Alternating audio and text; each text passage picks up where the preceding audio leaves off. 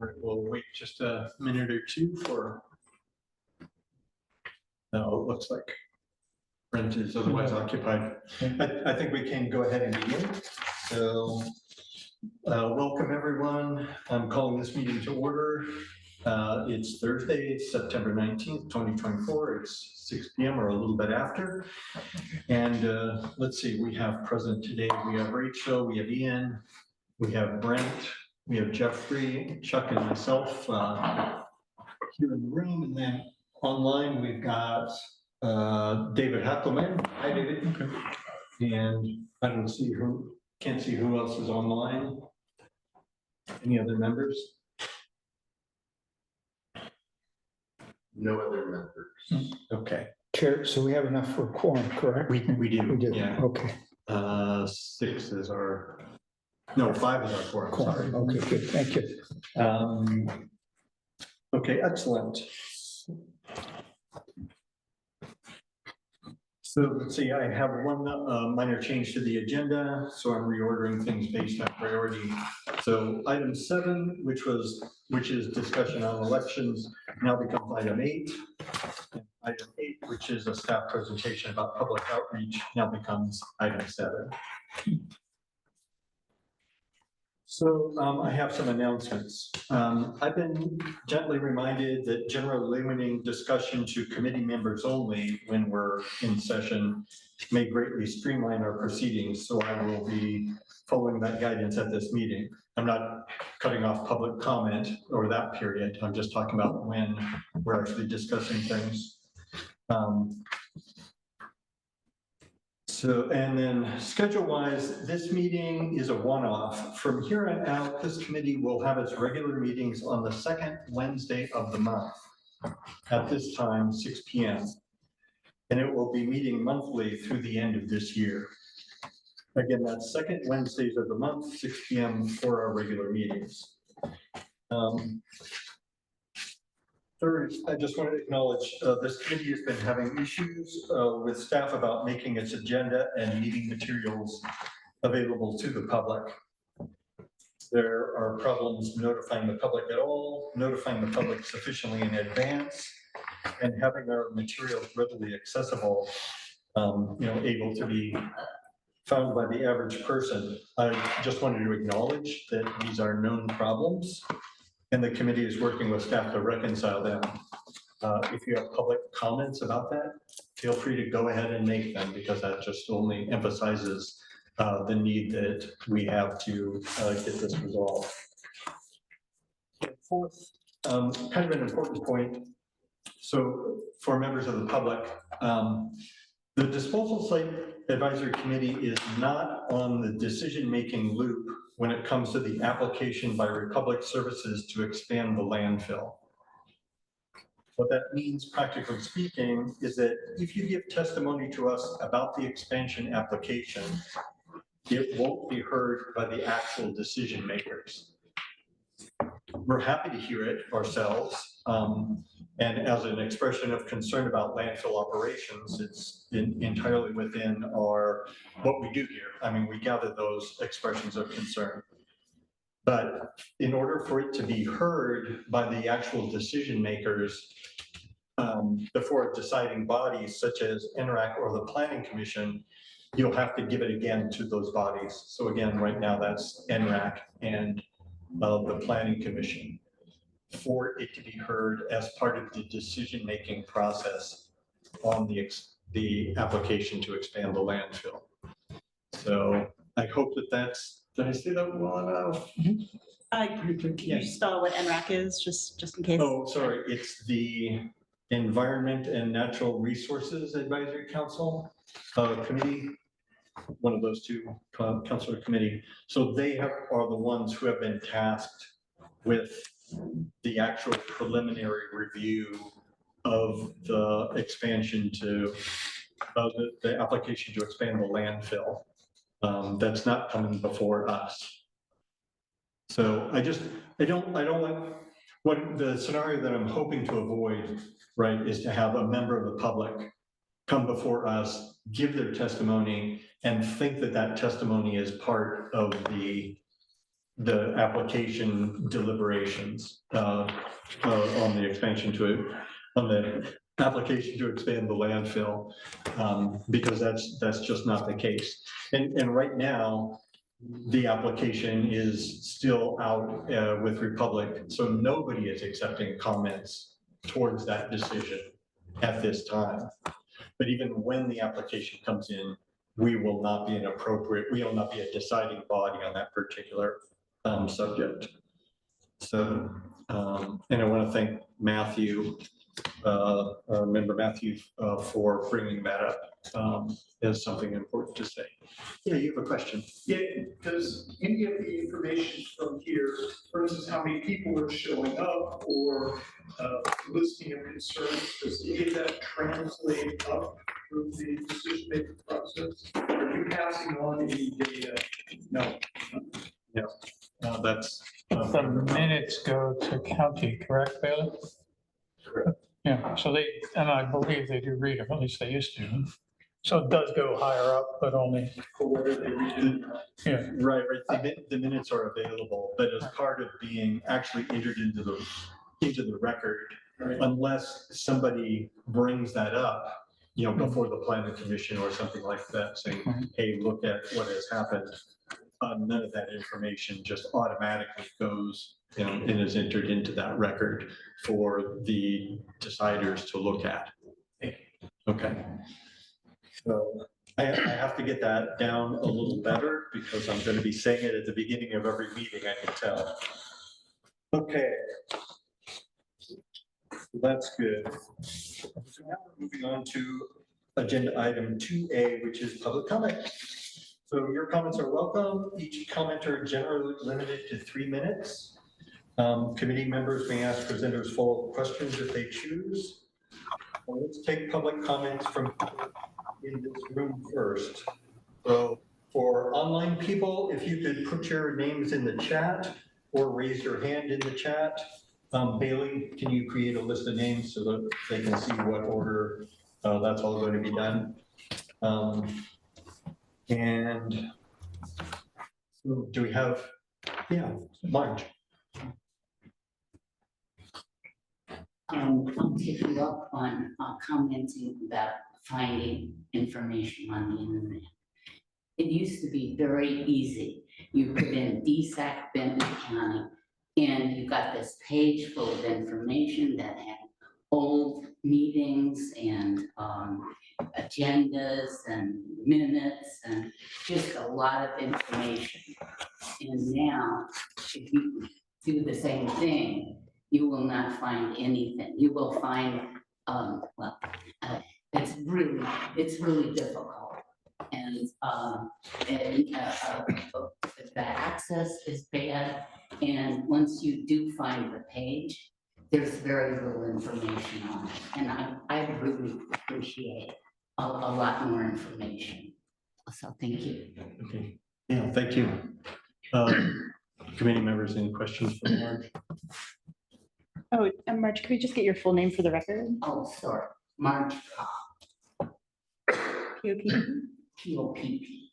Thanks. Thank you, Rachel. Anyone else? Yeah, go ahead. If you can state your name for the record, that would be good. Hi, everyone, I'm Jim Fairchild, a resident in central Benton County, about 14 miles out of Corvallis. I have served for many years as conservation chair for Audubon Society of Corvallis. I'm currently just speaking for myself. I started campus recycling with a group of other people in early 1971, 1972. And they didn't have recycling in town. On campus, they had a all volunteer group, Eco Alliance Recycling. I know that's not pertinent to your work, your charge, but I did have a specific comment and a question you may be able to answer for me, in that the use of the regional landfill is for non-hazardous waste, and we can't put hazardous waste there. That's my understanding. But Republic Services is daily putting hazardous waste in there, because I understand ash from the incinerator in Salem. That should be a big concern for all of us, because that's a daily load. And in addition to the exposure from leachate, wind, etc., a lot of critters, eagles as one, gulls another, a lot of birds are coming in and picking up residue from that and dispersing it around the county. So if you can answer that question, why Republic Services can import hazardous waste onto the landfill while we can't. I did have another, if I have another minute or so, I'd like to address the issue with INRAC taking over the role that your committee has, your council has been charged with. But my understanding is INRAC does not take public comment. Public can attend, but they can't hear comments from people. So correct me if I'm wrong. So if you have questions or comments, I'd be happy to hear from you. All right, great. Do we have any questions or comments? I mean, I can comment on the ash. The incinerator ash comes out of the Marion County incinerator. It has been profiled, so it's gone through testing, analytical, to show that it's non-hazardous waste. All waste streams that are not MSW, so household waste, have to go through this process where the generator takes tests, submits it to a lab, and then has to fill out a profile documenting what the process is that generates the waste. And it has to go through an approval process. So the ash has already gone through that approval process. In addition, DEQ, to use it as cover, requires an additional trial process that takes about 1.5 years. And the material went through that process over 10 years ago and was approved by DEQ. May I respond? Let's forget it. You asked for an answer, and so you got your answer. Okay. But I wanted to also address your other question, which is essentially about NRAC. So technically speaking, the review traditionally was held by the Solid Waste Advisory Council.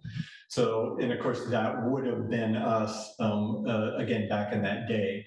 But that council was dissolved last year, and so it wasn't like that was ever our responsibility or was taken away from DSAC, technically speaking, but obviously, you know, it would have been with us, you know, these people, if it had kind of continued the way that it had been going. Regarding NRAC not taking public comment, I mean, I've heard that also, but I heard that essentially in reference to the strict timeline, a very strict timeline that I guess the planning department wanted to follow. I'm not sure that thinking is valid anymore, and I'm not sure what NRAC is going to do when the time comes. Whether, you know, it doesn't seem like a strict timeline really applies anymore. So I acknowledge that was old information, but I'm not sure what's going to happen. So it's something we're look into when the application does become live, as to whether or not NRAC will be able to take comments. Thank you very much. Thank you. Do we have anyone else in the room? There are 4 people online. Yeah, let's go to them, I guess. Nancy, come with first. Okay.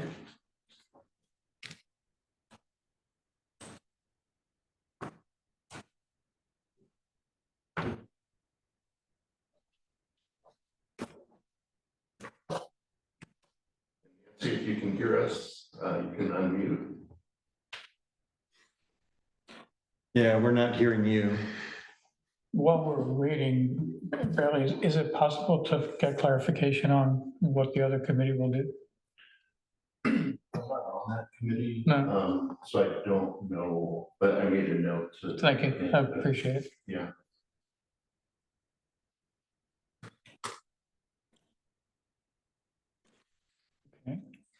Okay, maybe we should Skip skip over, on come to back. number two, and then we'll pick up with Nancy when she's available. Mark Hankels. Okay, go ahead. Mark. Okay, can you hear me? We can. Great. Well, thank you for clarifying the duties and the allocation of duties. It would be ridiculous. You can't make comments to the Environmental and Natural Resources Committee, so I certainly hope that's not the plan. But here's what I wanted to say today is I feel like we have to pay attention to the scope of what your discussions cover.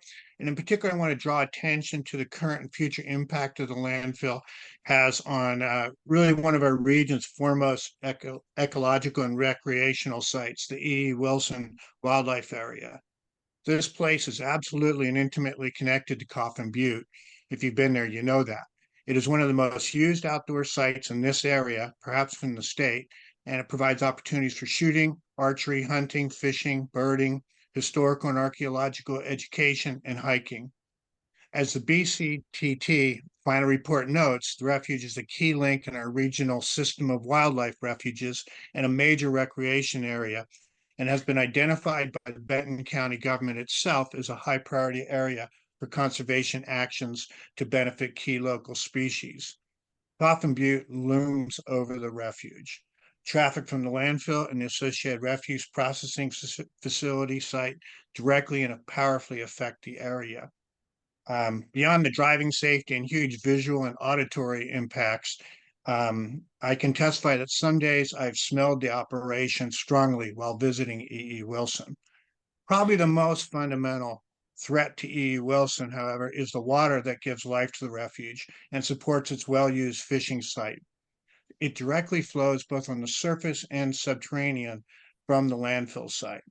Then there are the potential impacts of other risk factors, of course, such as fires and the big one and all that stuff, which could really transform the whole area. I don't mean to be dramatic or exaggerate, but any analysis of the impact of the landfill operations or the potential impacts of expansion would be grossly incomplete if the effects on E.E. Wilson are not considered and incorporated directly into it. Members of this work group and all those involved in decision-making, I guess you're not really in decision-making, though, I just found out, but you still have influence. And you should visit E.E. Wilson and see how much it is used and how small and superficial of a barrier Highway 99W is between that huge industrial facility of the landfill and this uniquely valuable community resource. So thank you for your time and consideration. Thank you for taking on this burden. And please consider E.E. Wilson as a central part of why and what should go into our calculations and estimations of the impacts of the landfill and its expansion. Thank you. Thanks, Mike. Anyone have any questions for Mark regarding that testimony? Okay, thanks again, Mark. Let's move on. Who's next? Joel. Okay, Joel Geyer. Yeah, hello, folks.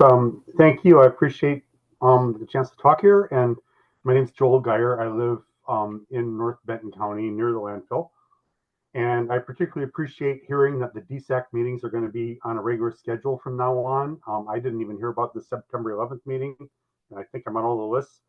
I'm also glad to hear that you're going to be looking at the community concerns report. I've looked at it myself. I think it provides a good record of what was actually discussed during 2021, and I hope you will approve it tonight. My concern is the annual report, which has been resubmitted by Republic now after the commissioners called them out for some number of problems in that report. They've addressed a couple of the problems, but they have not responded to the issue of arsenic. They've resubmitted the arsenic memo, which is very misleading. It talks about how it conflates Southern Willamette Valley arsenic measurements with this part of the valley, which has no high arsenic, similar to what we're hearing, what we're seeing at Coffin Butte. There are very few wells that have over 10 parts per billion arsenic anywhere in this part of the Willamette Valley. It also says that there are stable arsenic readings averaging 14.2 and 13.3 parts per billion on the compliance boundary. Both of these, what our average readings, are actually above the EPA standards, and there aren't site-specific limits for this site, so the EPA standards ought to be maintained, and they've been consistently above those levels. And in particular, one well, monitoring well 23, not a compliance boundary well, spiked to 70 parts per billion as reported in the 2023 report. I asked the commissioners to make sure that you would actually see on this committee the most recent data. That hasn't been provided in this updated report. I think you really should ask for this as members of DSAC to be informed. There's been a history of DSAC not being properly informed. Back in the 1990s, when arsenic was first noticed as a problem, it was stated that arsenic doesn't usually come out of landfills. Well, that's clearly false because the leachate has about 100 parts per billion to 200 parts per billion. So that's a very plausible source of what we're seeing. The other thing is the manganese. There's some misstatements in the still in this report about manganese. It says that it acknowledges that manganese has been above the site-specific limits set by DEQ in one of the wells, monitoring well 27. In fact, it's been above those limits for 8 straight readings and 9 out of the last 10. Then it mentions that there was an exceedance in monitoring well 26, which is also a compliance boundary well. It says that there's no action needed because have been fewer than 3 exceedances. But monitoring well 26 has been bumping up right against the limit for a long time now, for about the last 10 years. And there have been 2 exceedances in the past 7 measurements. And clearly monitoring well 27 has been above that limit for 8 straight measurements. So there is a problem here. I think you should be asking Republic Services to explain this, and you should also be asking DEQ why they're not investigating. Thank you. I encourage you to take another look again, and I also request that you have the commissioners, request for the commissioners to take another look at this and require further clarification from Republic Services in this report. Thank you. Okay, thank you, Joel. Any questions? Yeah, Chuck. We're at a meeting here that's getting a real technical disposition, if you will. And I believe under this setting, we can't really address if it's above a level, below a level, or what the benchmark is. So what I would propose then is that perhaps we entertain setting up a subcommittee. Within that subcommittee can sort through the information, then come back to the committee to say it is here or there. There's just not enough time here to balance this out, and it should be balanced out. But I think it would be better to handle it in a subcommittee. So if that's the case, I would like to make a motion to set up subcommittees, if we could. So, Is that a question? You have a motion, you have to take a second or not. Yes. yeah, You have to settle it first before we have any discussion. I'm a Robert's Rules kind of guy. so I have a question of order, I guess. I mean, we're in the middle of public testimony, and so I don't really want to be. It sounds to me, Chuck, like this is something that should be brought up when we're looking at new agenda items. And where are the new agenda items at? That's the last thing we do before we conclude the next. Or since it's relevant to the 2023 annual report, we could discuss it then. Okay, very good. Thank you. Can I get a point? If I recall correctly, on all your charts, you have minimum levels listed. We So we can see when you exceed or not, right? Yeah, we have the levels listed, and DEQ's been reviewing and approving the annual reports. I don't know when groundwater monitoring started off the top of my head, but for decades at this Quite a point. while, yeah. Yeah, so The data is all available publicly. The county has the annual report, which is 700 whatever pages long with all the data. I mean, it's all there. In the bad old days, we would do exactly what you suggested. When we had time to do it, we would set a separate committee up that reviewed the environmental data. So it's been done before. Yeah. So it's, yeah. Okay, I want to get back to the public testimony. So thank you, Joel. It sounds like it may be coming up as something for the committee to investigate when we look at putting things on the agenda. But I certainly have your notes about this applying to comments to the commissioners when we look at the 2023 landfill annual report. Yeah, I'm happy to give further comment if it helps the committee. Okay, thanks. So who's next? Kate Harris. I'm sorry? Kate Harris. Oh, Kate Harris. Hello, can you hear me? Yes, we can. Good evening. I am Kate Harris, a Soap Creek resident, a former Air Force pilot trained in aviation safety, and hold a civil engineering degree from University of Portland. I have a few questions and comments based on the annual report presentation at the August 6th Benton County Commissioner meeting and the submitted updated annual report. As shared at the August 6th meeting, Republic stated, following the recent OSHA inspection that resulted in worker safety concerns, Republic stated, quote, Coffin Butte is spending $71,800 on an independent third-party industrial hygienist to conduct testing and assess needs. They are working with OSHA. My question is why it took until 2024 past the OSHA inspection and a recent worker strike to hire an industrial hygienist to ensure worker safety. And has that yet been completed? Industrial hygienist is a well-established career field in the military, and I would think that would or should be a requirement in the waste management industry. If Republic were really choosing to be good partners with employees and communities, this step should have been taken years ago. So the questions for the committee would be to see if that industrial hygienist has evaluated worker safety, to see if that has been completed yet. During the same time, same OSHA inspection, there was concern about dirty vehicles being washed in locations that did not include liners, and therefore contaminated water was able to run off into local waterways, in addition to impact the E. Wilson water that was already previously spoken about by Mark. In a Statesman Journal article from April of 24, Republic states, equipment is only cleaned at the cell where we are actively depositing waste. Any residual water that comes off the equipment goes into the cell where it becomes leachate, which is then hauled away in accordance with all applicable rules and regulations.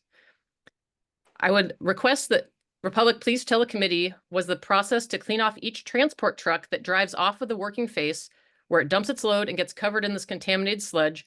Are they washed prior to leaving the landfill site and transiting on local roads?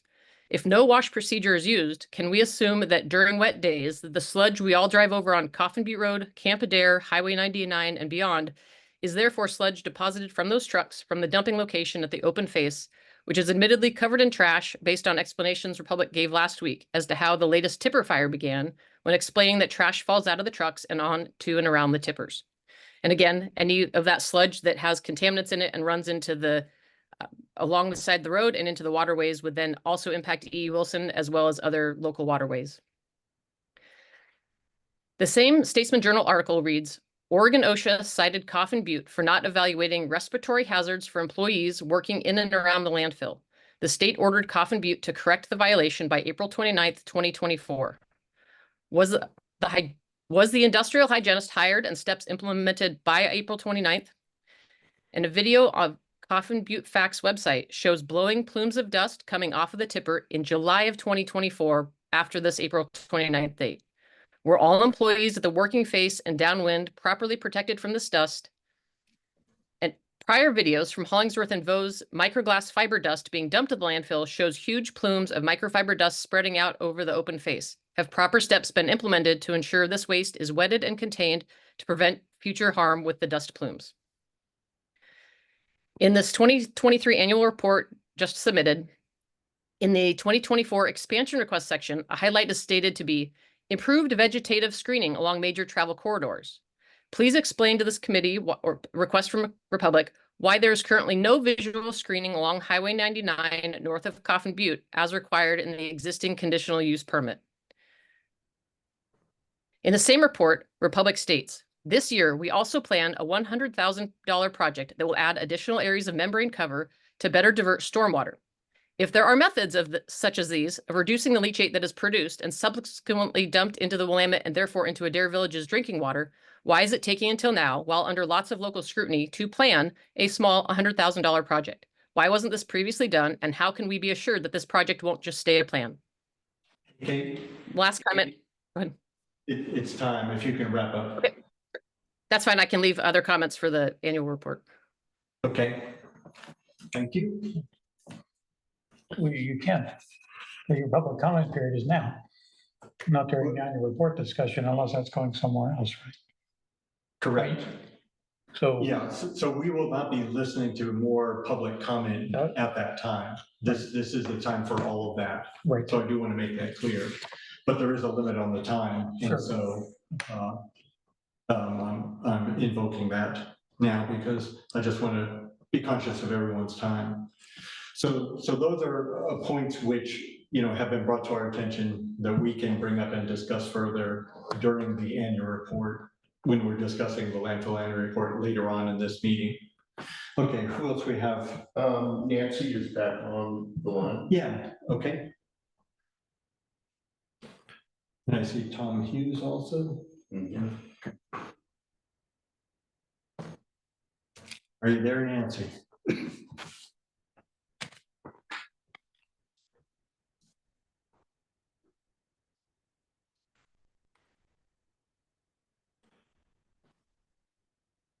We're still not hearing you, unfortunately. Sheila, let's go ahead and move on with Tom Hughes. Mhm. Online meetings.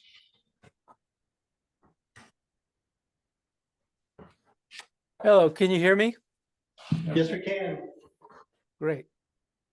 My name is Tom Hughes and I live in Soap Creek Valley. I've lived in Benton County since 1974. And I just have a question. What are the current costs to Benton County for hosting the landfill which include road degradation, pollution to E.E. Wilson, cost to fight landfill fires, land values near the landfill, water pollution, air pollution, and after it closes. So is there a report that looks at the costs of after the landfill is closed? And if so, I'd like to know about it. Thank you, all of you, for your service and for what you do every day. Thank you. Yeah, thank you, Tom. So any questions for Tom or any replies to that? I'll just say, well, I was going to say, one thing I'm hearing is a lot of questions, and I mean, I can't answer all of them today because I'm not, but obviously the rest of the operations team's not here.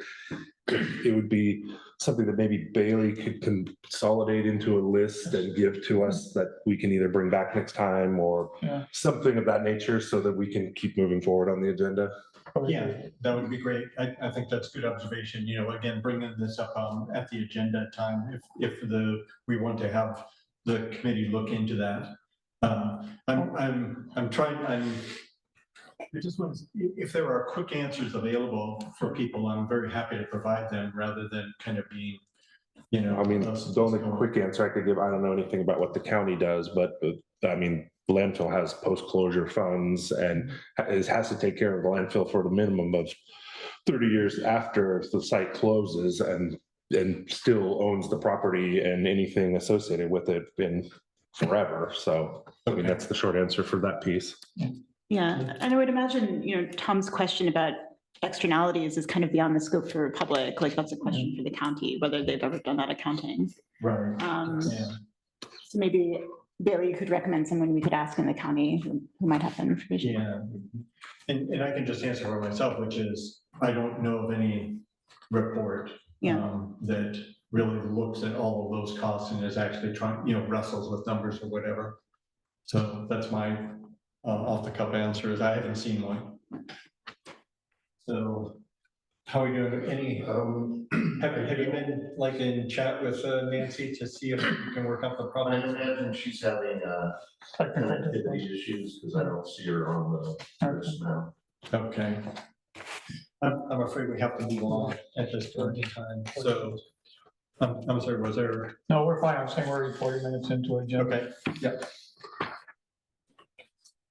So I guess so Ian, Bailey will give you a summation of what was asked, and you'll come back next time we meet with that. I'm not sure. I didn't know if I was supposed to bring that up at the future agenda or. I feel like we need to come up with like a tractability plan, because we asked a lot of questions last time of the Republic folks, and like, I mean, if we can come up with like a concrete list for them, I think that would help a I think that's lot. why Bailey could summarize what we're getting in the public comment period. That'd be helpful, because the questions are fine. I mean, I think they're good questions to ask. Yeah. One about the future landfill, and that's, I would agree with Rich, but that's way beyond where you look. The county should be looking. Yeah. But yeah, maybe after the minutes are done, we can kind of distill everything so Republic can. And in previous DSACs, you used to report to the DSAC about what was going on in the landfill. Yeah, they were a lot different structure back then. Yeah, no. We kind of gave an update on construction projects and leachate levels and odor complaint kind of stuff. And it was about a 10 or 15 minute portion that we presented.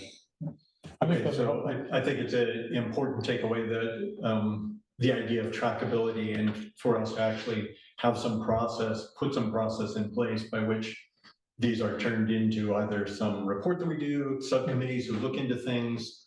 I think they're really good. I think it's one of the functions of this committee, right, is to be the radar that detects those questions, especially from the public. Let's move on to agenda item. We also actually have one more, Kevin Kanaga. Oh, I'm sorry. Okay. Over to you then, Kevin.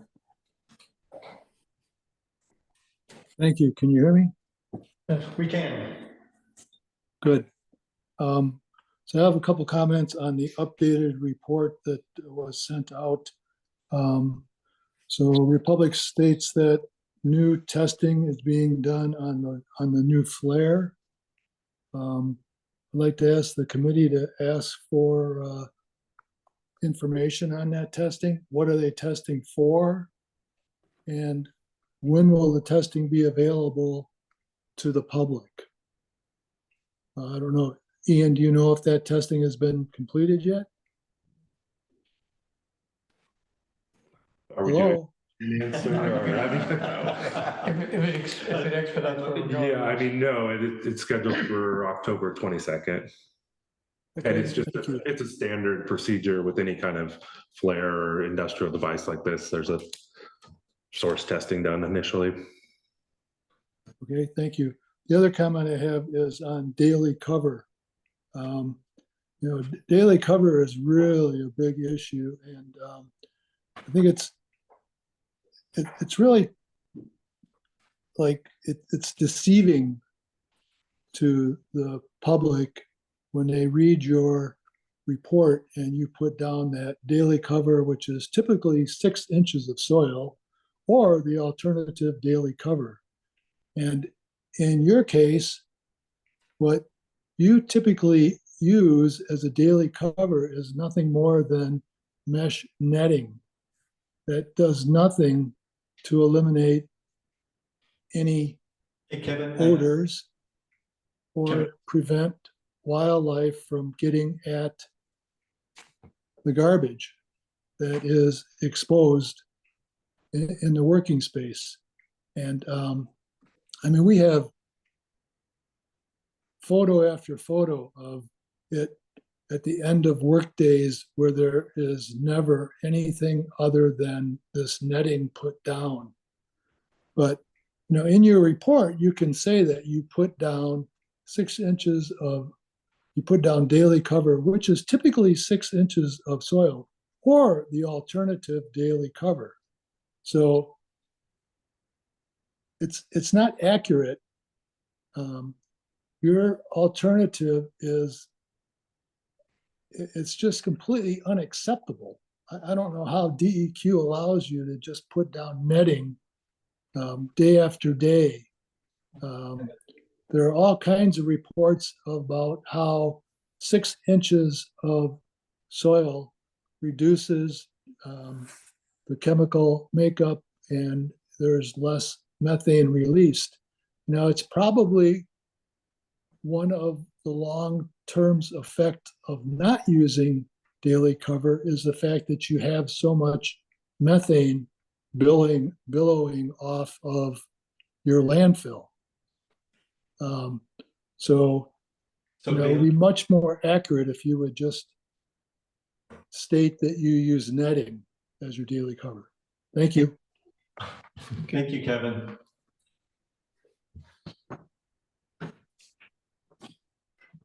Sorry about that, Ian.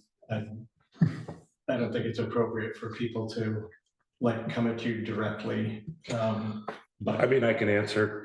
I mean, we use daily cover tarps. They're a heavy duty 200 by 200 foot tarp. They're not mesh. They are approved alternative daily cover. I mean, that's one of it. You don't use up clean soil. That's one of the benefits. You're not wasting airspace by consuming it with clean soil every day. So in our active or the areas where we're going to be tipping the next day, that's pretty typical. So. Okay, thank you for that answer. Mm-hmm. Are we all done now with, okay. All right. Now let's move on to agenda item number 3, which is fire safety at the Coffin Butte landfill. The idea of do we have something to report to commissioners about that? This is a continuation of what we did. So we heard last meeting from Republic Services and from community member Kate Harris with information from local fire response, as well as from landfill neighbor Bob Kipper. And of course, this inquiry was put on the agenda by our committee member, David Hackelman, who is also a landfill neighbor. And we inquired about fire safety because there have been 2 fires at the landfill that we know of this summer. One in the grassland by the landfill's gas flare stacks, and one up on the working face atop the landfill. We know about these fires because both were called in by people driving on Highway 99W, and both were extinguished after local fire departments responded and were on the scene. I think the committee's mood was that we had made findings significant enough for a report to the Board of Commissioners. I think the report would include things we found out and questions we recommend that the board ask. Am I reading the mood of the committee correctly? And if so, how does the committee want to go about developing that report? I'm trying to think about how we do it, because part of that report was in the modified 2023 report, if I recall from reading it, like 12, whatever page 12 was. Yeah, and Brett was going to bring additional information. Yeah. Because there were some questions, but he was unable to attend tonight because he had a previous obligation. So don't know if you want to push to a future one where Brett can attend or not, but. So we're under a deadline for getting comments about the 2023 report, is that right? Yes. To the Board of Commissioners? Yes. What's that deadline? They are looking at it October 1st. So this meeting is our deadline. Probably last month. Yeah. Yeah. Because I would imagine that's, we would want to kind of tie our findings, to that, or maybe not, but they seem kind of relevant to the 2023 report. Yeah, or we ask for a follow-up addendum to the report once we approve it from Republic to answer the questions we had and to kind of summarize, because you did summarize it a little bit in the report, but not some of the other questions that came forth about fire watches and 24-hour guard and all that thing. So to my mind, we're talking about kind of two different things here. One is fire safety as covered in the Right. 2023 annual report. Right. But the other issue, which is kind of the original issue, is its own agenda item, which Right. is talking about the 2024 fires. That And what we occurred. would look for, right? And so I'm just going to pause right here and ask David if he wants to weigh in, because I know it's hard to get attention sometimes. Did you want to comment, David, or will you raise your hand or something so that we know when you have something to say? Are you raising your hand? Yeah, please go ahead. He's muted. Oh. Have you got her muted, Ben? You should be able to unmute this.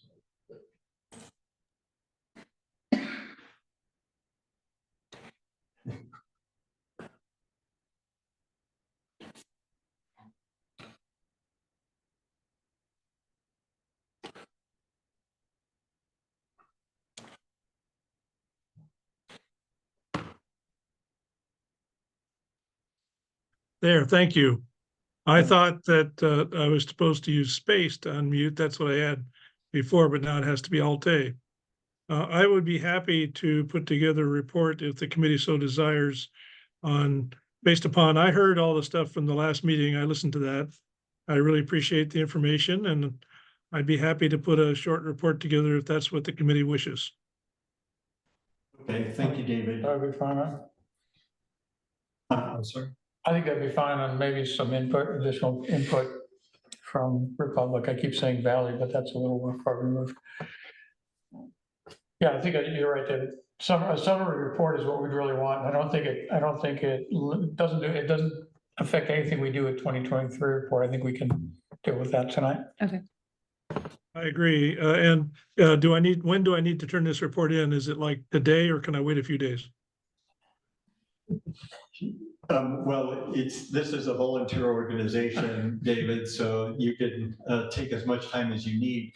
The report that we're talking about is going to the commissioners on its own schedule. Right. So, we can talk a little bit more about fire safety for the annual report. That is on a deadline when we get to that portion of the program. Perfect. Thank you. Yeah. I would certainly like this meeting. So I would just say that if the committee, if we have agreement that it's fine for David to put together a report, I would say rather than us, I think that we can just submit our comments to David for him to work into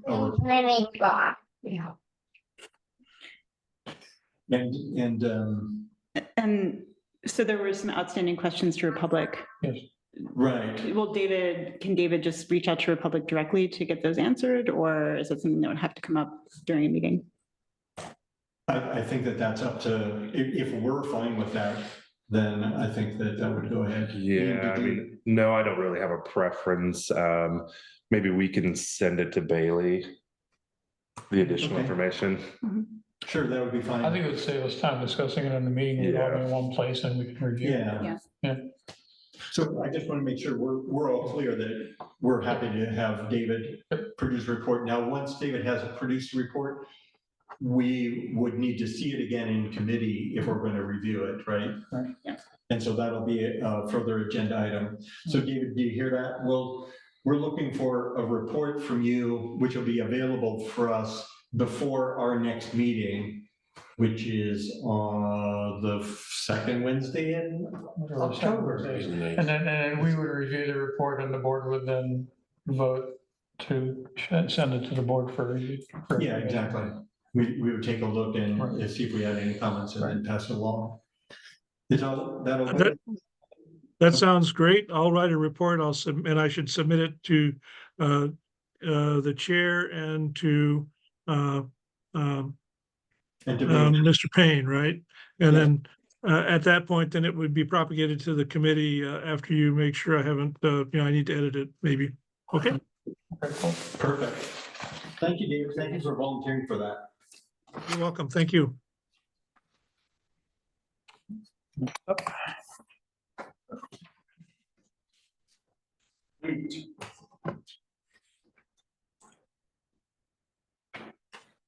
On now to agenda item 4, the 2021 Community Concerns Annual Report. So, committee, we've seen this report many times before, and now it's there in its proposed final form, beginning on page 11 of your packet. The action before us is to approve this report and charge Bailey to send it to Oregon DEQ so that we're in compliance with both state law and the bylaws of this committee. Is there discussion about the report? I would first move to accept the report, and then we can have discussion about it. Okay. Second. And then we can have discussion. So was that a second from Yeah. you? Yeah, so second from Rachel. Thanks very much. Okay, so discussion? It's long. It's useful. So make sure we're all talking about the report was just a table list of the public concerns. Correct. Right. Yes. And so looking at that, I looked at the first 80 lines and tried to make just a summary to myself of what the top concerns were. Sure. And main concern that just looking at the first 80 lines was Cotton Butte Road. I mean, that trumped any other comment when I went through there and just made a tally, a quick count. Closure of Cotton Butte Road. Closure of Cotton Butte Road. Okay. And so at the last one, I think it was at the July meeting where somebody from Republic Services said one of the fire department heads asked that road stay open. Was there ever a decision from the county on that road? Well, that was part of our prior CUP application, so. Okay. That's what all those comments are based off of, not the current. But it wasn't part It's of not your even- recent proposal that's being revised. Yeah, it wasn't part of our recent proposal. Okay. Yeah. All right. Because so further on that, when I look at the map of, so I assume that the people who are more concerned about Cotton Butte Road probably generally live in the Soap Creek area. Yeah. And when I go look at the Soap Creek area, when you look at rural areas, usually what they look at is, secondary access or, access. And so if you look at any road that really leaves Soap Creek Road, a lot of those neighborhoods up those gravel roads don't have secondary access. They're just single line road, which then you get out to Soap Creek, and Soap Creek has, Three now. yeah, well, you have multiple routes, if you will. I guess my interest lies in was there ever a traffic analysis done on Cotton Butte Road? Did somebody do traffic flow? Did someone do a study on that and saying, okay, this many people in Soap Creek Valley, if they did have to evacuate, or what is the risk level of an evacuation and other things in there? Do we have anything like that?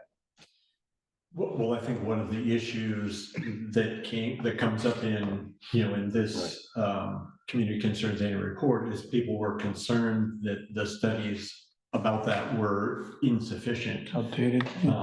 or absent. It seemed that there wasn't anything done at the beginning, and then Public Works put something together, but there was a lot of criticism of that too. And I'm just going back in my mind about what the situation was like then.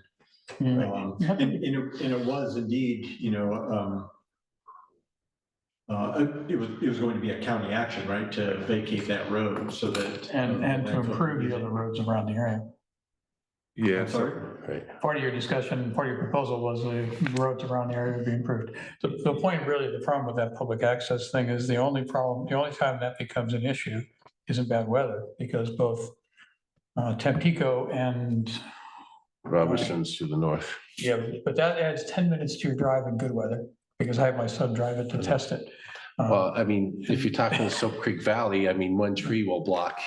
Oh, yeah. But if you look at your roads, two of those roads are really hilly, and Coffin Butte is the only road that's improved, really. Okay, so it's more. The saddle word is. So that's what I gathered So from this. gentlemen, It was more of a we seem to have gotten convenience away- thing than we- was really an emergency egress thing. We seem to have gotten away from the subject, which is indeed approval of the 2021 Okay. Community Concerns Annual Report. If there's something which is lacking in that report, No, then we want to bring that up. I'm not really interested in rehashing okay. 2021 and the issues of it. Okay, so the discussion wasn't about the concerns, what is the discussion about then about? Well, the discussion is about the concerns, but it kind of sounds like we're refereeing those. We want to know whether this report is an accurate reflection of the concerns that people made. Not whether those concerns were valid or what the nuances of them were. So if we can get back to that. Sure. I agree that they are, in the sense that if you look at the data flow there was a complaint and then there was a reaction to that complaint for remedy. A lot of them was associated with the CPU. But the situation is that each one had a reply.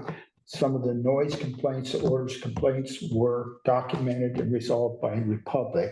So if you look at the flow there's a input, output there that satisfy what the criteria was, the way I looked at it. And I had to reduce it quite a bit there, but it was good in the sense, once you look at it, the county did a good job of taking one call in and document those if it was a land action versus something else. So I got a credit for them. After you got on that routine, I believe the report is accurate in the sense that it does reflect the actions that were going on and how it was handled. Okay, very good. Is there any other discussion about the report? We have a motion that's been seconded, right, to approve it well, it's what I said, I guess. It goes to the state, right? Yeah, to approve county it and state. and have Bailey submit it. I would stipulate if I made the PDF one, since it was the composite. Yeah. And had the letter in I it. will say, I think the way that the table is set up, it kind of misrepresents some of the comments. So the last comment we say, the response is, in a lot of cases, Benton County denied the application to expand the landfill, but sometimes the comments don't have to do with the expansion directly. Like there was a comment on well water contamination that just kind of, and also the closure of Coffin Butte Road, like a lot of things kind of get munged together. And we just say, well, they denied the application to expand the landfill. Out of area trash, that has nothing to do with expansion, but the reply is Benton County denies the application to expand the landfill. So I think we've the way the report is structured, it kind of sounds like there's a successful resolution to a lot of things that there weren't necessarily a resolution for. Okay, so that is a good point. The difficulty is, right, that there are often a lot of different points which are brought up in a particular testimony. And so some of those are ameliorated by denying the application to expand the landfill, and then others aren't. And so I'm not sure we could add. We could eliminate the response column. Well, no, we can't. We cannot. It's actually part of It's the. required, okay. Specified as part of the. Yeah. So it sounds like, there needs to be an asterisk added, some of the available points or whatever. Yeah, but I don't know that you go through all the comments and asterisk goes. I think that'd be It would be a lot. I think, yeah, I mean, I'm cognizant that this, required a lot of work to put together, and I don't want to add more to it. But maybe this is something to consider when we're working on future reports, is that like some more synthesis, maybe like, just like pulling it out basically of these individual reports and just kind of listing all of the items. Yeah. would be helpful. It's a really good observation. So I sure hope that we solve it in future reports. And I'm just kind of, is there a way that we can, without, bringing it back into an entirely different cycle, is there a way to, is there a sentence that can be added to the introduction, for example? Yeah, that's a good idea. Maybe in the introduction, we could just say something like, in the response column, we list, one response, but there may have been other concerns in the complaint that were not addressed by that response or something like that. Exactly. Something like that. Would you be willing? Go through and do that. Can I ask a quick question though? Yeah. Who is putting that response column in? Is that you or your predecessor? Yes. So I guess what I would ask would be, obviously, some of that was pertinent to the proposal being withdrawn, I believe. Did you withdraw? Yeah, we withdrew. But the others, you could say, X and Y were withdrawn, were removed because they were withdrawn, and the other one, blah, blah, blah. So each one of these wouldn't just say denied, it'd say, we denied that, this was removed, and this is what was done for the other part. So I think barely the responses could be a tad more specific, I guess would be the comment.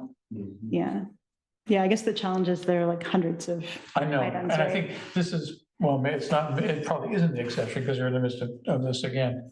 But that was just, I've never seen that many responses, and all the time I was in DSAC and there weren't that many, so this was, So all this understanding kind of where we're at now, the motion could be amended to say, we approve this report with the addition of a sentence that Rachel will devise and submit to Bailey. At the front. I can't make motions or anything, so the question is. I would move to accept this with an addendum in the intro, at the end of the introduction, the cover letter that specifies that the responses are not complete to the complaints. Something along those lines. Fair as amended. I would accept, so you just made a friendly amendment and I just accepted your friendly amendment. Now we can vote on the proposal. Yeah.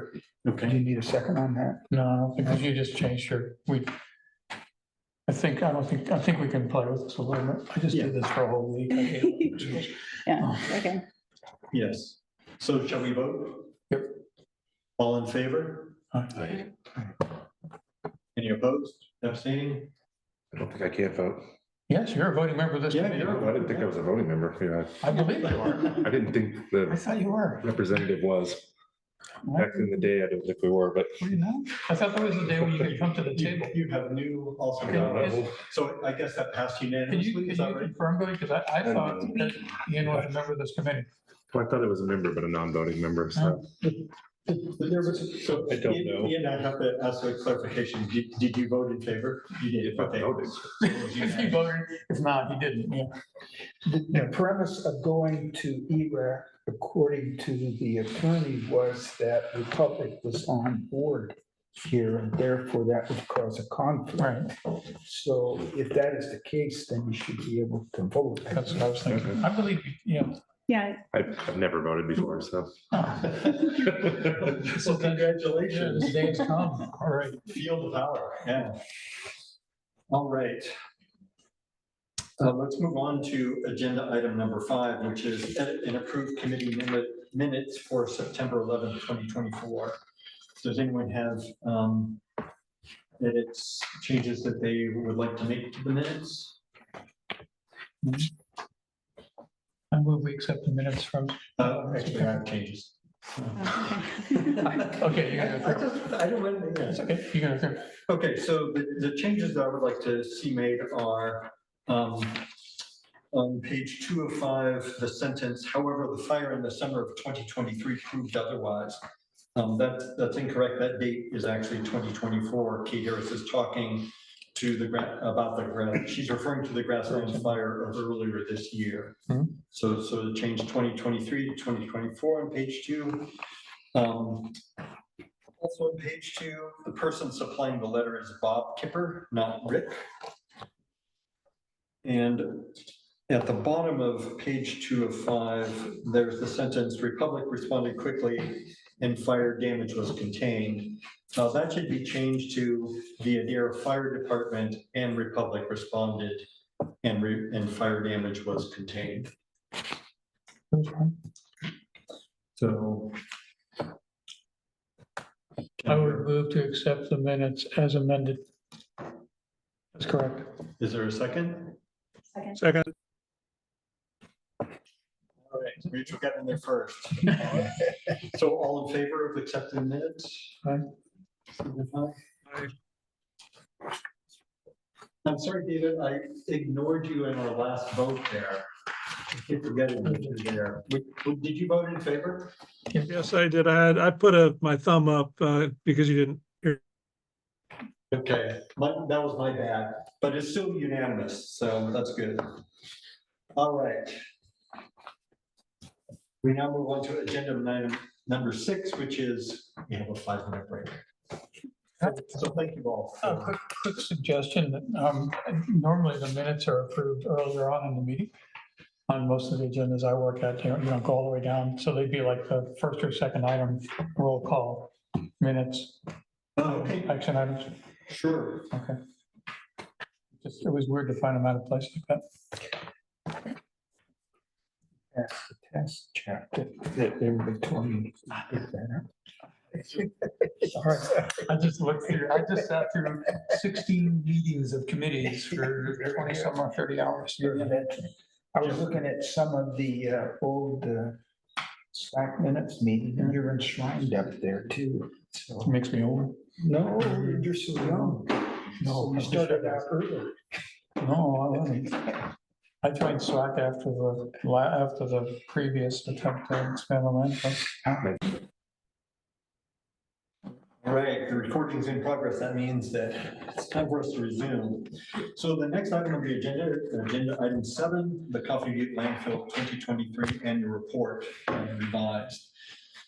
Okay, so just to recap, what's happening here is that this landfill annual report came before us in our July meeting and then went on to the commissioners who did not accept it, but sent back to Republic for some changes to be made.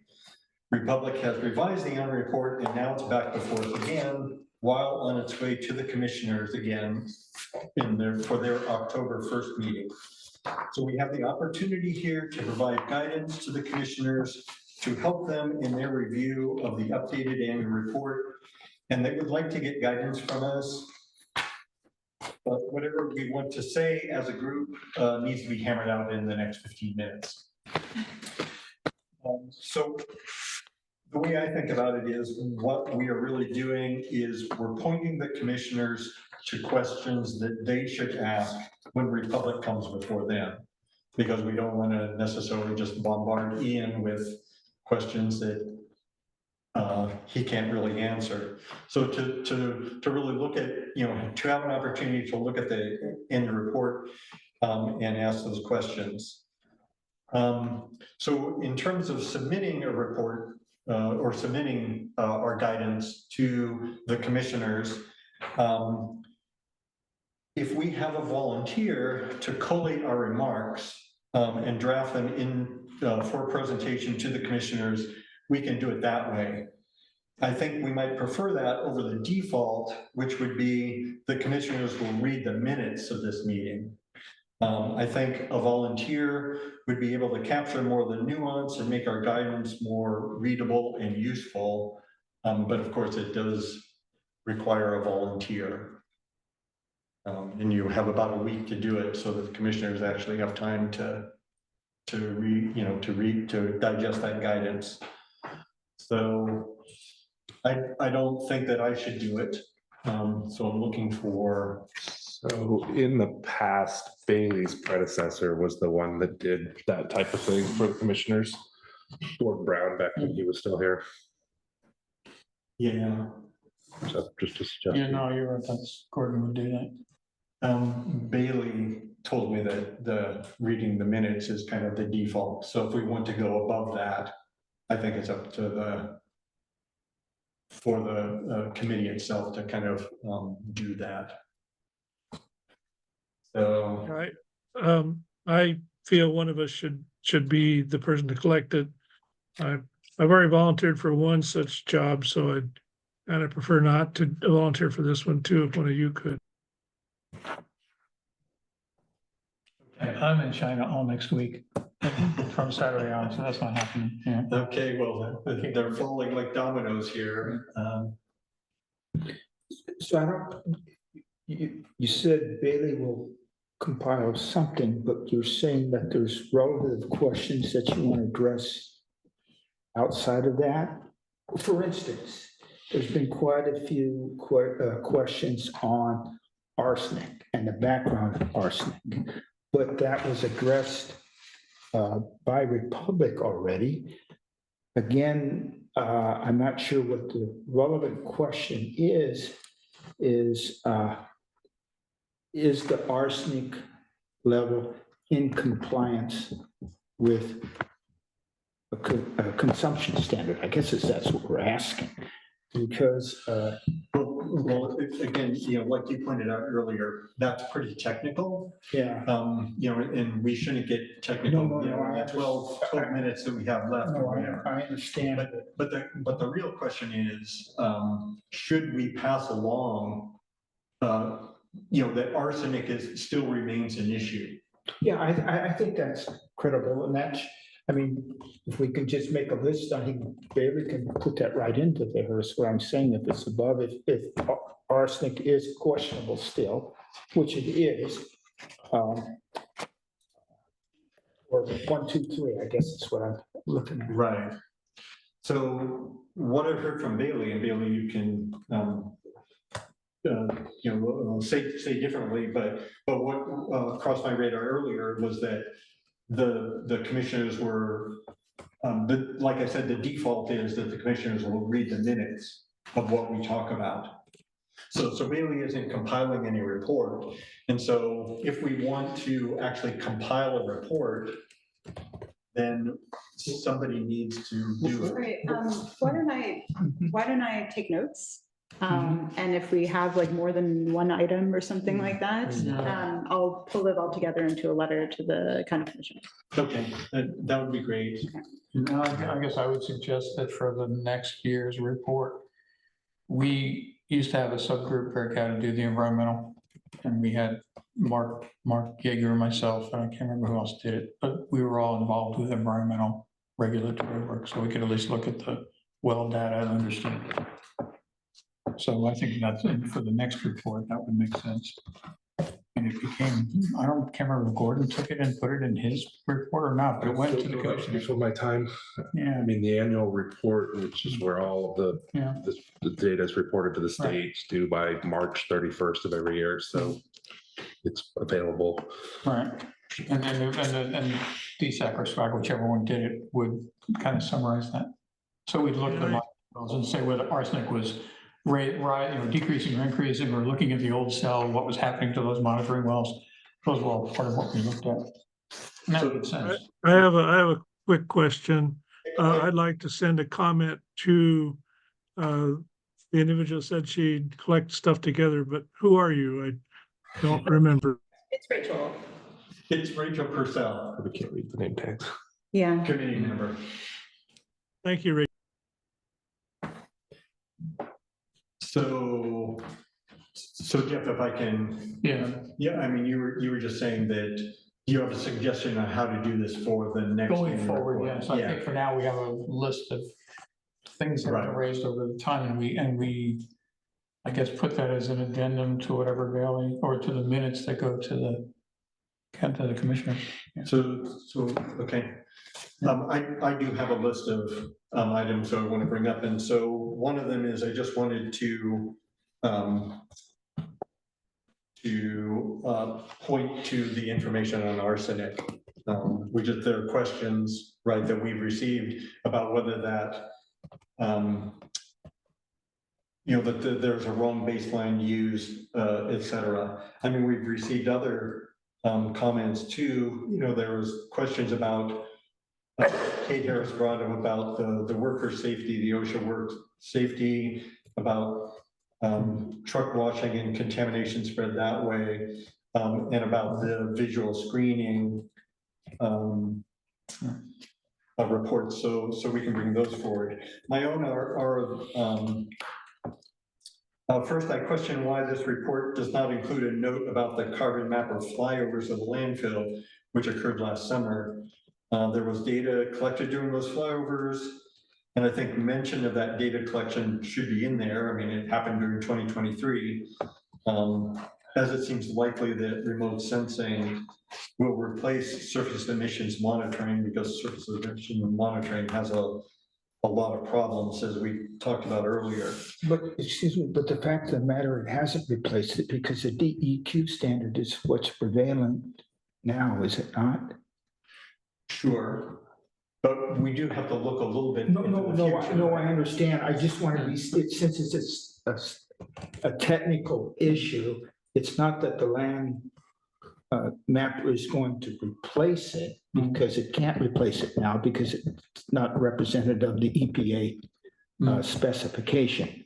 And it also wouldn't allow you to find leaks on the scale that you need. The annual report has historically just been a compilation of a bunch of different environmental reports, and it's gradually creeping into something much larger than that, but we're not omitting things because we're trying to omit them. It's just, we've been doing it kind of a certain way in a certain structure for a long time. I mean, we include the executive summary of the groundwater monitoring report. That's kind of that body section that talks through all the wells. I mean, that's just basically pulling the executive summary from our end. That we have a portion on capacity. I mean, these are elements that have been historically included, and I think maybe if that's something we want to change going forward for like 2024 or tweaking it a bit, might be a good way to move forward. But I think the discussion, what I was trying to bring up was in the past, we would look at the groundwater monitoring because the air emissions weren't a part of that at the point. We didn't do, I think we did some, but, and members of the committee would just write up a commentary on this. Here are the trends we see, here's what's going on, and that would become part of the report. And so it was kind of done collegially, I guess, although we don't do that anymore, but collegially, I mean, you know, okay, just so that you had some other opinions looking over your data. Jeff, I need to call us back. So we're looking for comments on the 2023 landfill annual report. And one of them is, I would like to see carbon mapper mentioned in there. And you know, this gets to kind of another point that I have, which is for an annual report, I just find it very odd that there's kind of 2024 information just mixed in with the 2023. You know, I think of an annual report as something that focuses on the year in question. But like, for example, there is mention about the expansion application, which is not a 2023 occurrence, it's a 2024. And then there's kind of other information brought in from 2024 in a way that I would characterize as cherry picking. Well, so historically, there was always a looking forward portion that you had the past year, and then you had projections for the future year. So that's just a carryover. I mean, the format's changed a little, but that's kind of the standard for. You could tell us what's coming up, what cells you're gonna be building on. As long as I've been around, that's kind of been what's in there looking forward, so. Right. I mean, if there are like concrete mischaracterizations, then we should flag those, but I don't see a problem with talking about just the future a little bit. And I think on our end, we're trying to make sure we're communicating as much as possible, because the data in the 2023 at this point is 8 months old, 9 months old. Even more. Yeah. I guess so. I just have a kind of an issue about that. So on page 6, the annual report says, it's important to note that Coffin Butte is no different than other landfills across the country when it comes to EPA inspections. That is a misleading statement. According to Senator Merkley, the 2022 EPA inspection happened because of the large number of public concerns about gas leaks at Coffin Butte landfill, which is different than what's happening at other landfills across the country. They don't all have a kind of an outcry about gas leaks at the landfill. The EPA inspection. Well, you don't know that, do you? No. I'm sorry? You don't know that as a fact. There may be outcries. We don't know. We don't have. Yours was an I'm unannounced quoting inspection, right? Senator Jeff Merkley.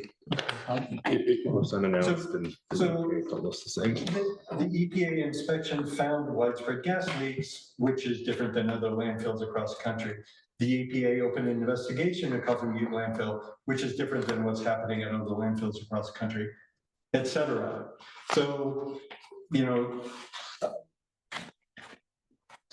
I think we're looking for something that's kind of a little less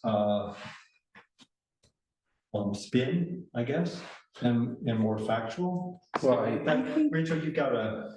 I've got that look on my face. Yeah. I mean, I think if we're going to say something like that, we would need to back it up with evidence. Yeah. And, you know, like while you were talking, I just kind of like poked around online to see, and this is not a problem that's unique to Coffin Butte by any measure. Like landfills are not required to, you know, to like capture any methane gas. Like there are leaks all over the place. And maybe Coffin Butte is unique in the fact that the community is so engaged and concerned about it. And so we're kind of the squeaky wheel. But I think, you know, we would really have to stand that up if we're going to say that Republic is mischaracterizing the nature of the landfill, like with data. Okay. I'm saying this as the person who's compiling this letter for the board. We need to provide them with evidence for why we're saying these things. I think, you know, last week whenever it was 2 weeks ago, whatever, when we had talked about that, about information. Because one of the problems we have now is you're doing things that nobody really knows, but you're doing them according to state guidelines, state regulations. It would be helpful to tell people what you're doing there in more detail, even though it's a pain to tell them that, because putting in perspective how many leaks you find versus the number of tests you do is pretty useful information. Yeah, and that was one thing I did get from the consultant. They average about 5,000 to 6,000 measurements per day, and it takes about 7 days. Right. So And you found like 161 yeah, leaks. That tells me an entirely different story than 161 leaks of 200 tests or something. I mean, it puts the data in perspective. And maybe that's what we would ask for more to Republic.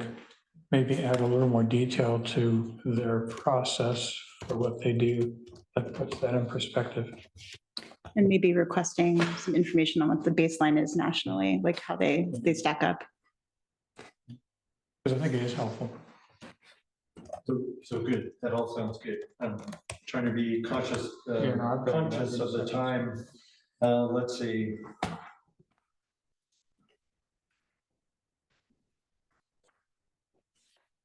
So I think just a comment, you know, as far as you talk about the EPA inspection, the no notice inspection, it's cited in the report that there's 41 surface exceedances.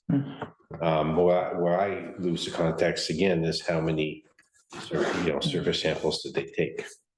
And that's not something that EPA provides us. Right. And so what I would request is a clarification to the commissioners is we don't have 41 exceedances out of how many. We don't have that secondary context of what that means. Well, I think also that, you know, when we were talking with you, you seal them. Like you don't just find them and go, ha, good. You know, you fix them, and that's what that's there for. So I think those kind of perspectives are helpful in a report. Do you know roughly like how many repairs you do on a weekly basis for those kinds of exceedances?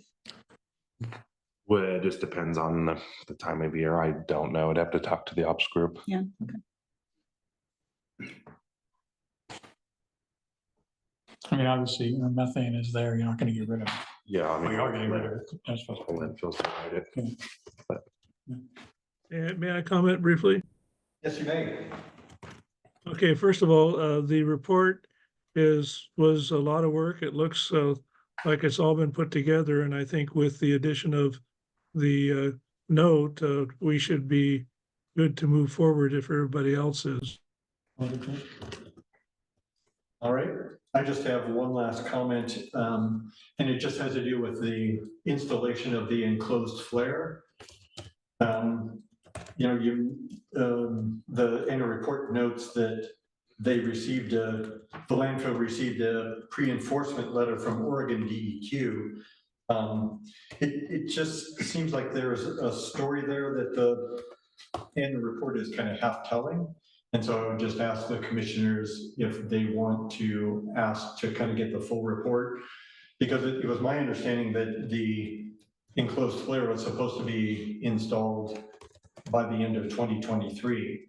And, you know, that seems to be backed up by a pre-enforcement letter, means, hey, you're out of compliance. We told you you're out of compliance. You know, so, but I don't know what that story is really. And so that's something that the commissioners may want to get the full story about. And with that, I think since there was a fire by the flare, you know, possibly at a time when, well, it seems like at a time when there should have been an enclosed flare, but instead there was still an open flare and a fire happened. You know, the commissioners may also want to ask about the history of fires associated with those flares, because if I remember Kate Harris's testimony, there wasn't, and well, Ian, maybe you know, there was a fire in the area of the flares, not this year, but last year. I believe so. I think since I started in 2008, I think there might have been one other time. Okay. So a long time ago. Yeah. Now, was that fires total or was that reported fires? By the flare. I don't know about totals or anything else for landfill over that period. Okay. Are we about done with this process? I believe we're, yeah. I think there was a comment about including the carbon mapper report, and I would say this is a separate item. I skimmed that, but I haven't reviewed it. Okay. And I think that's a separate item. I think we should discuss how that applies to our charter and to the landfill. Right. The question is, do we want to bring up, should the commissioners ask Republic about how carbon, you know, should carbon mapper, since those events happened in 2023, should they be part of their annual report? I would say, you know, I have a lot of questions about carbon mapper. It looks like it was, as far as just how carbon mapper was requested to do the study, who paid for the study, and everything else is, it seems like what I skimmed was, it sounded like it was a request. Can you do this for us? And was it even paid for? And what was the end goal? No, it was Carbon Mapper was a nationwide program, sponsored by EPA. Oh, okay. That's my understanding. I don't know. I don't know who pays for it. I don't know. Yeah, I mean, I think it didn't seem like it was a regulatory oversight issue. No, I thought it was more a public project. Yeah, I didn't see that as. It wasn't just it wasn't just carbon in landfill. I mean, no, there's lots of other ones, right? But that, you know, the thousands landfills across the country or something. And I mean, our annual report tends to focus on our operations and our things that we do, not third parties. So which you have no control over. Sure. Yeah, it's kind of outside of what I would see as our scope. Yeah. Report. I guess I would suggest not. Okay, let's withdraw the comment about the carbon mapper. I'm happy with that. We need a motion. I thought we had a motion, didn't we? If not, I will make a motion. I so move that we accept the report along with amended with the list of comments to the commissioners that Rachel has prepared. Second. Great. We're flying. I've got about 4 minutes. Anyway. Discussion. Well, Call the question. Call the question. Yeah. So Rachel, were you seconding that? Yeah. So. Is there any further discussion than what we have now? Well, I'm just looking at the motion. The way, you know, it's not up to us to accept or reject the report. Because it's going to go to commissioners anyway. We are forwarding the report on with these with this guidance, I guess is. Or the way DSAC recommends the report to the commissioners with these comments. Yeah, I would use guidance. We're not telling them, Okay. So, but I think that's fine. I'm sorry, I should withdraw those comments out and, kind of meddling in the emotion, and I'm the chair. I'm not supposed to do that. No, you're so. not. We'll be hitting you later. So were you gonna? amend My the motion was that we basically, we recommend to the commissioners that they accept the report. And we've added these additional comments that they may want to consider. We're not telling the commissioners anything. Yeah, I heard that. Yeah, on the first. I've heard that one. before. Yes, there you go. Any more discussion? Okay, the motion's been made and seconded. Shall we vote? All in favor? Aye. David, are you saying aye on there? Okay, so it passes unanimously. It is talk like a pirate day. I'm sorry? It is talk like a pirate day. You could say, Ken, when do we need to get this to the commission before their meeting on, you said October 2nd? Yes. Okay. Oh, I'm sorry, can I add just two more very quick comments? Okay, I've got to leave, Ken, I've got a conference call. Thank you so much. Yes, thank you for being here. So I have to point out that the timeline of events on page 5 is unlike any timeline I have ever seen before, except those describing science fiction movies that feature time hopping and alternate universes. There are 2 timelines. You have to look and see. And I'm also just noting that the view photo on page 7 is some weirdly photoshopped view of someplace other than Coffin Butte landfill. All right. So I'm gonna compile this. You just made a motion and approved the motion. Now is he making another motion? I believe, Ken, those comments were out of order, but Yeah. that's okay. So I will. They're humorous anyway. Yeah. I will, so I'll compile this and then I guess circulate it to everyone by email for everyone to look at before. I'm not sure that we can do that, actually. Okay, so That's kind of reaching a decision offline. So I think what we're doing is we're authorizing you to develop that report and submit it to the commissioners. Okay, all right. We trust you. Okay.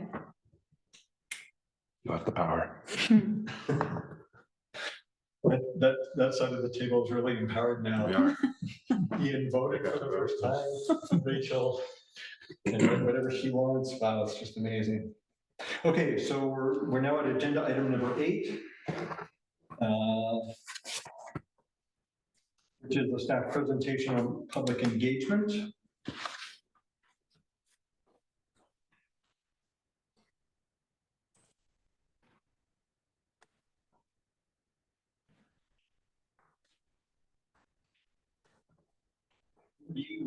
I'm gonna move up closer to the microphone so Yeah, that the recording will catch me. Yeah. I'm gonna fly through these pretty quickly. Get the, there we go. So I was asked to give an overview of how Benton County is engaging with the public on its website, what kind of outreach we do, how the public's getting informed of the meetings, roadmap of how the community can actually be engaging with DSAC.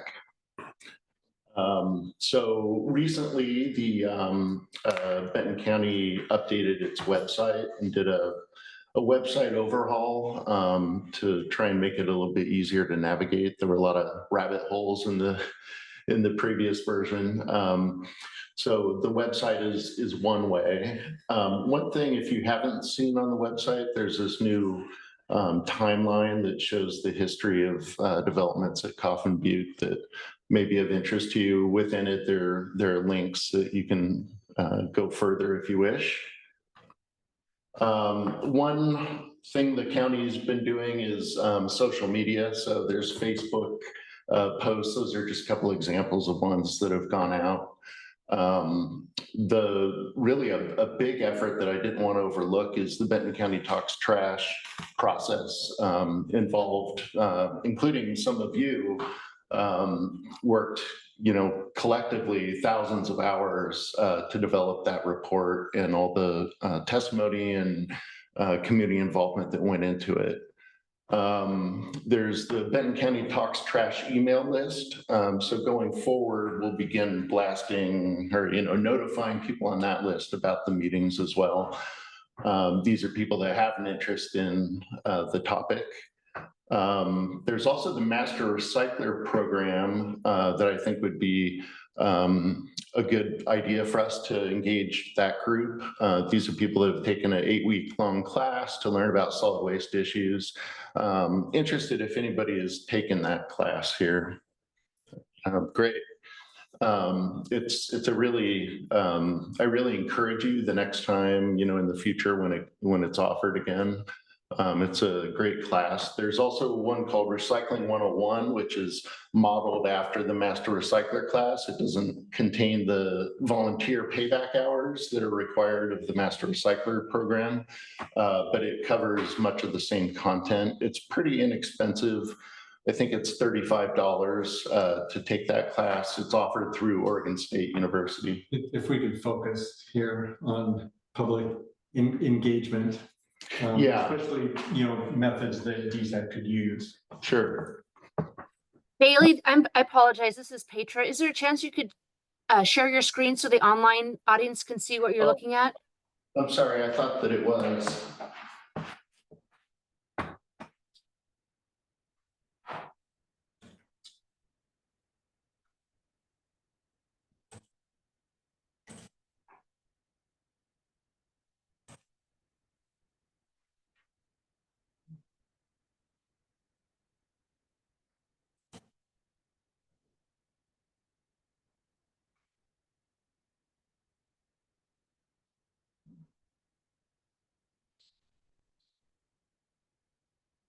There we go.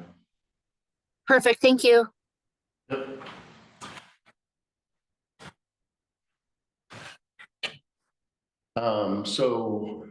The Gazette Times is another, I need to do one more look at Justin.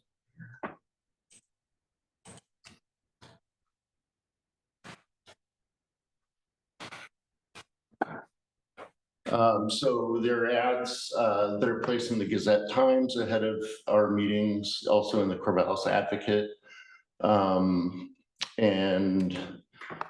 then the meetings also get posted on the website. So if someone does a search for DSAC Benton County, that'll point them to this page, which has information about the meetings. There's a little tab at the top that says meetings. You can see I circled in red there. And that's where you can go to see any of the county meetings that are happening. Also, the public information officer put together a FAQ around the landfill and the anticipated expansion application to the landfill. Community development also put together a flow chart to kind of explain the process so that the community can know how to make their comments heard when it comes time to consider that.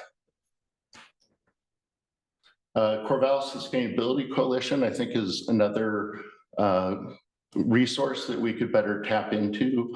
There are, I forget how many hundreds of people that are involved with the Corvallis Sustainability Coalition, so that would be a good group. The Waste Prevention Action Team is one of their 12 or so different teams, and they meet monthly. We just had a meeting last night, actually. Those are open to anybody that would like to join.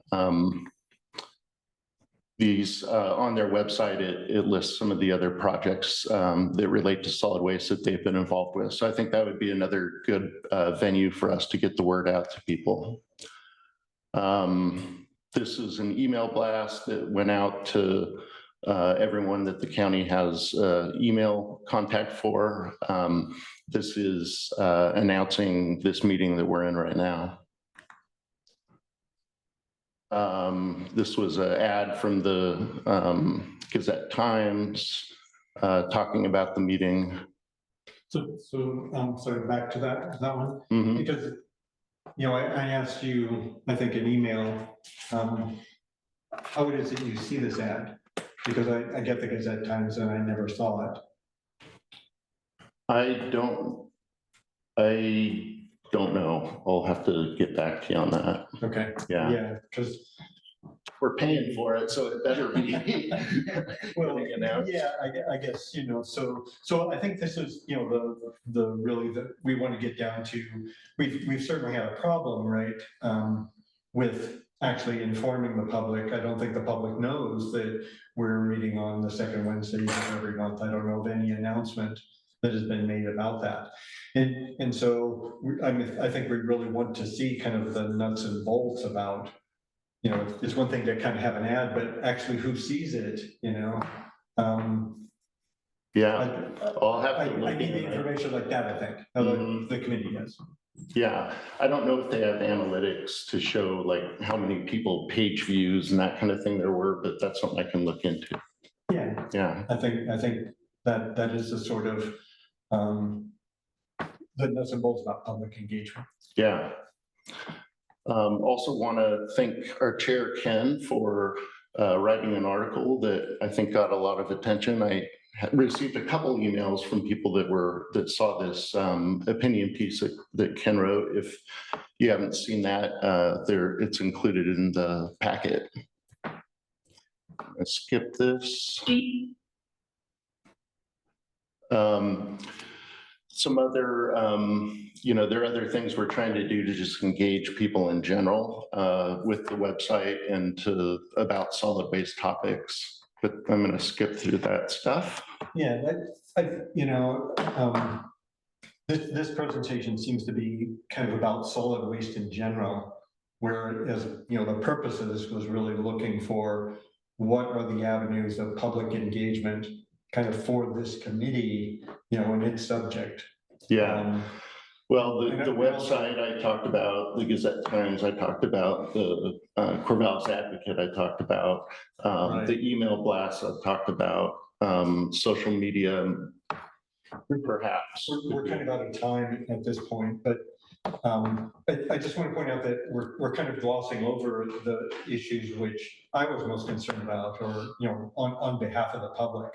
So, you know, it's one thing to say, well, there's, you know, information on the website. And you know, but it's another matter if you actually go to the website. I mean, if you go to the homepage and try to find the DSAC page without using a search engine, it's very difficult. And so that's kind of the nuts and bolts of engagement. You know, you have to know that DSAC is part of the community development department, which not very many people do, because that's kind of the next thing you have to click on and begin looking for, et cetera.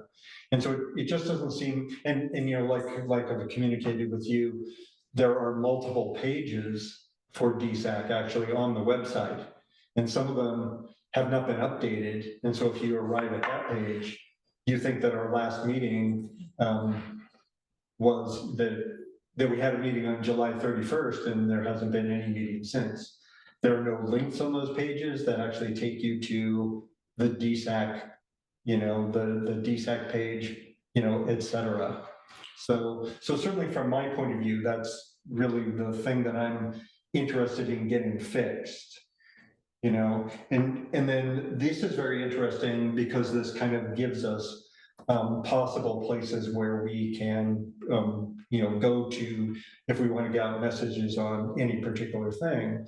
But you know, I kind of bothered you for a while saying, will the public information officer actually put out an announcement saying that DSAC is back in business? And they did. Yeah, 3 days ago.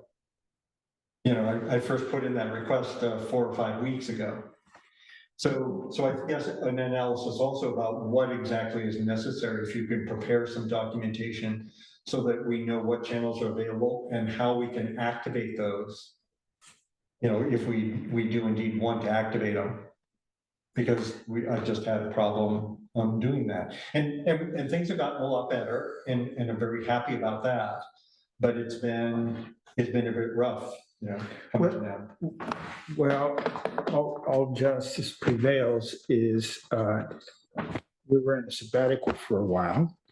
They changed the web pages, but you have to look at the county's web pages against other counties, and they're pretty structured the same way. You have certain departments, so forth, and you need to dwell down there. They're intuitive, I guess what Bill Gates always says there. So I'm not sure if you want to get outside of that realm, then DCT sent out postcards to everybody in the county, but that was like $5,000 that directed them to there. So I'm not quite sure what the end process you want here. Well, I want the website, make it so that a normal person arriving at the homepage for Benton County can actually find.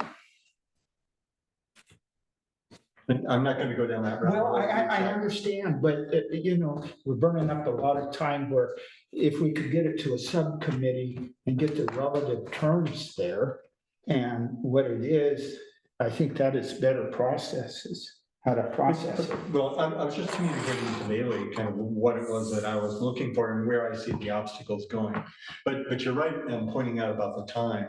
So I do want to just move on. I think Rachel, you and Bailey have some communication going about that, or? Yeah, well, I mean, first of all, thank you very much for putting that together. That's super helpful to know what kind of channels there are.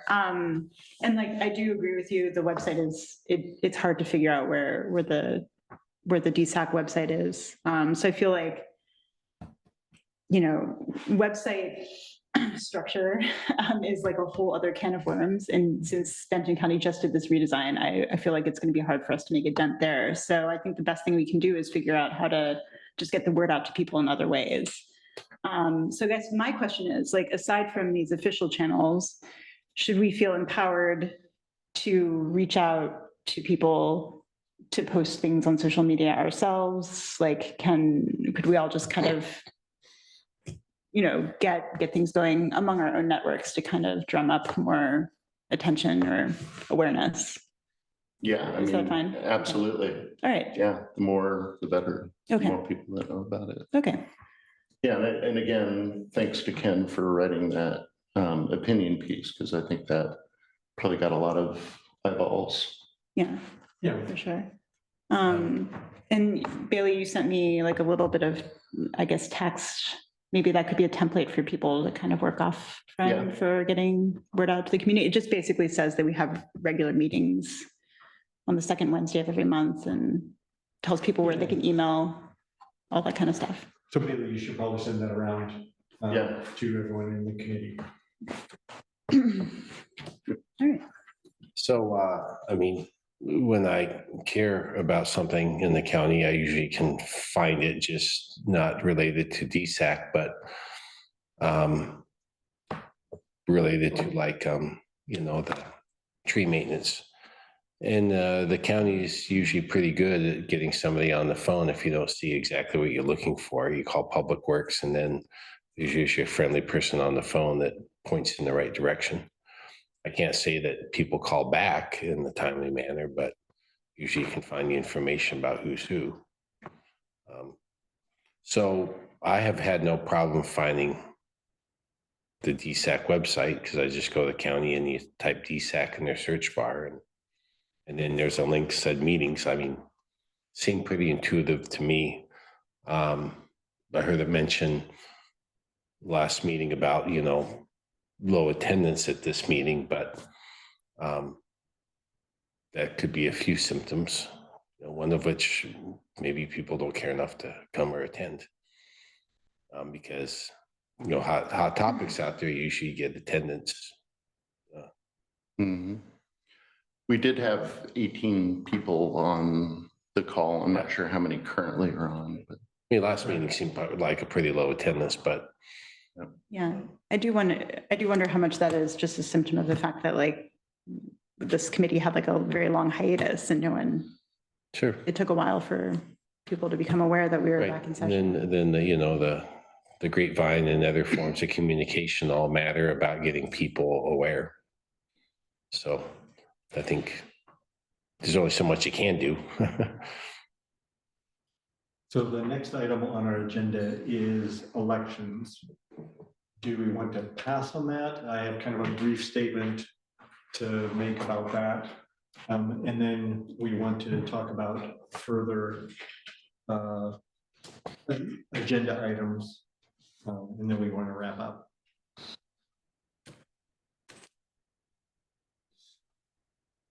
Well, it's 8 p.m. now. If it's not going to take too long, maybe we can allot 5-10 minutes to it. And then Okay. adjourn.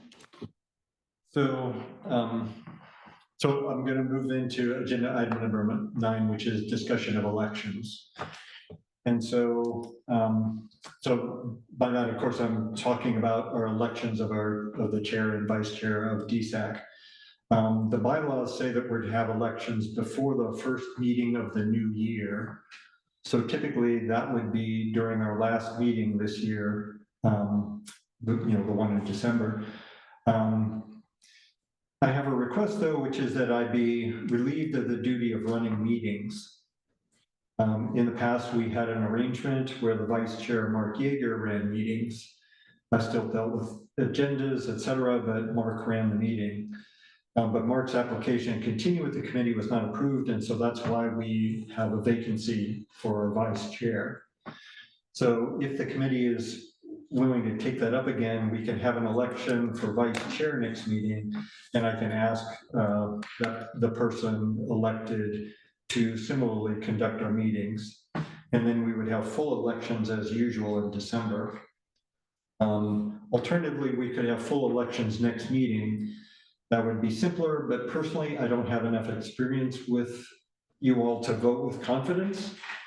And I think the purpose of the bylaws having elections late in the year are so that we have some experience together so that we can select with confidence. And so the people who are elected, have an idea about what they're getting themselves into. So I'm just wondering how that sits with all of you. We've been blessed by a very good, intelligent brain trust here. And what I'm saying is at least balance it out so we have a vice chair on board. So that way, that brings the new guard up into a position to start absorbing and training. And I appreciate your time because I think your time runs out this year or not. I can never remember what those dates are, but that's a different topic. Yeah. Is what I'm saying is you have a vested amount of time that you could assist the new guard in training. So I think it's relevant that we get our vice chair on. Usually on a normal things, you have a nomination committee that goes around and see the people that wants to join, or if they have questions about what the routine is and so forth. So it's just a mode of would Rachel like to be the vice chair? What? Careful, you're about to get nominated. No, we don't want to Just a subtle question. Usually it's the person I that's like not how you here. just snuck that in at the end. Yeah, it's like, So sneaky. So I just wanted to throw that out there for your consideration. We don't have to make any decision right now. We can take it up again next meeting. I hate to kick cans down the road or whatever. We don't have to, if we don't do anything, then we have an election in November or December, and that's just kind of the way it was supposed to be. We don't have a November, December. Careful, I tapped the table, microphone there. I'm sorry? I was tapping the table as your microphone here. I gotta be careful what I do. So I always see an October 9th meeting. I don't see a November, December meeting. And on our October 9th meeting, are we going to have any more? Because 4 meetings meets our legal criteria for. There is in the calendar, right? There's a November and December meeting. Yeah, On the county website. And that's up to the committee, like you pointed out, we're required to have 4 meetings a year. And then the committee's purview to decide if they want to know more. Right, The thinking was we had some catching up to do. right. But Okay. Just making sure we don't kick it to another meeting and that meeting doesn't exist. Oh, well, that would never happen in the past. yeah, I mean, I would say, Ken, if you're itching to not do the running of the meeting component of, then it makes sense to appoint or elect a vice chair. Okay. So I know that. Here as well. I recommend we do go ahead and vote for a vice chair at the next meeting, if at all possible. Okay. Is that good with everyone? So I'll just go ahead and Bailey and I will put That's an affirmation that you will serve, is that correct? I agree that that electing a vice chair next session would be a good idea. Yeah. Okay, so that'll be done. That'll be on the agenda, I hope, for our next meeting. And if we have a change of heart or whatever, at that point, if other people want to weigh in, we can listen to that. So thank you very much. So for doing that. What would the process be? Like, would we nominate people or? Yes. Okay. It's the standard election process as I understand it. So then the last item is request agenda items, staff requests for the next meeting.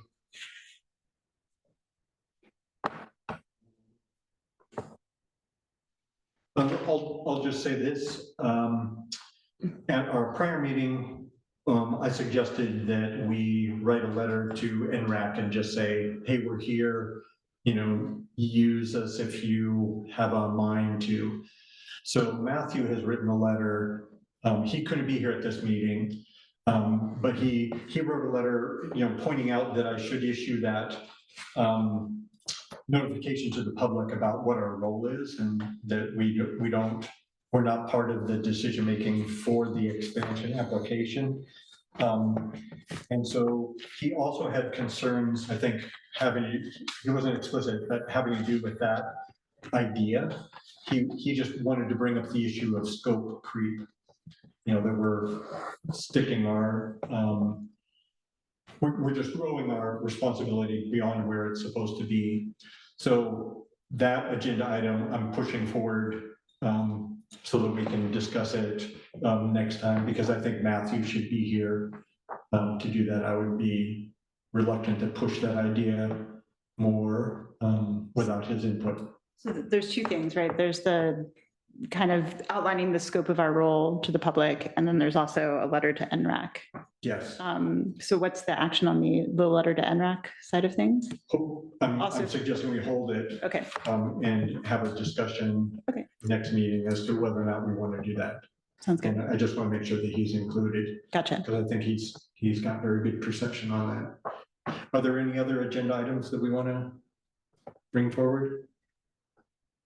Anybody? I guess, I think what you said is good. I didn't see us discuss site security. I think we covered site safety, but I wasn't sure of that. So when you say, David, when you say site security, you're talking about security at the landfill? Yeah, I'm not terribly, what I'm pointing out is that the landfill has equipment that is idle for half of the, from 6 p.m. until 6 a.m. And I just am curious how it is controlled access while people are not present. Okay. So physical security is another issue. Yes. Okay. That's good. I accept that as a possible agenda item. And now I'm getting tired. I move that we adjourn for the evening. Second. All right, Rachel moved. Brent seconded. Should we vote? All in favor? Aye. All right. Thank you very much for tuning in, David. It was great to have you there. Yeah. And thank you all very much for today's meeting. We got a lot done. It was really good.